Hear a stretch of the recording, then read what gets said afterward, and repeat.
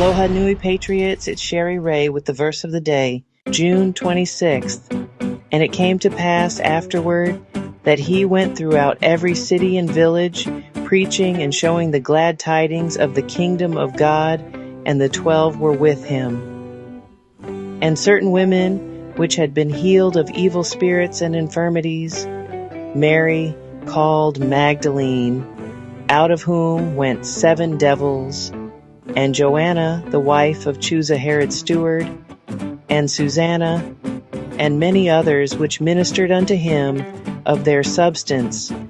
That's from Luke chapter 8, verses 1 through 3. You know, man magnifies sacraments and ceremonies and belittles preaching, but God magnifies preaching. It pleases him by the foolishness of preaching, meaning preaching the cross to save men. As we see in 1 Corinthians chapter 1, verse 21, Christ preached incessantly, and so did the Apostle Paul, the 12, and the 70. To be sure, that is our example. If we are to see spiritual results, we will have to follow that example. Satan does not fear ceremonies, but he greatly fears the anointed preaching of the gospel. Women are prominent and honorably mentioned in Luke. Some of these women were wealthy, and they used their money to minister to the Lord's necessities. His were the cattle on 1,000 hills. With a few loaves, he could feed thousands, but he did not feed himself. For sustenance, he depended on these women and others. Thus he proved that he was a man like his fellow men. At the same time, he tested their fidelity to and their affection for himself. True disciples, now as then, minister to him. Mere professors do not. Susanna is mentioned only here. Nothing whatever is known of her, and yet her name is known throughout the whole world because it is recorded in this one verse.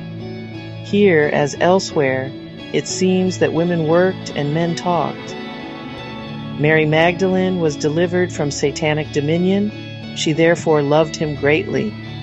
She was, in fact, the very first one to preach the gospel of the resurrection. As we see in Mark chapter 16, verses 9 and 10, it must have been difficult for these women to face the scorn and contempt of the religious leaders of Israel.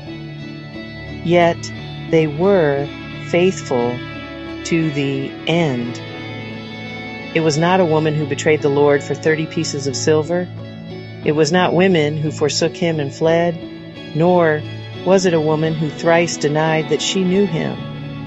But it was women who wailed and lamented when he was led forth to be crucified.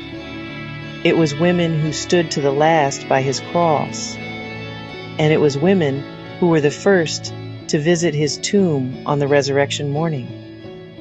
It was Jesus, therefore, who liberated women from the stigma of Eve being the first to fall, as we read in Genesis chapter 3, verses 1 through 6.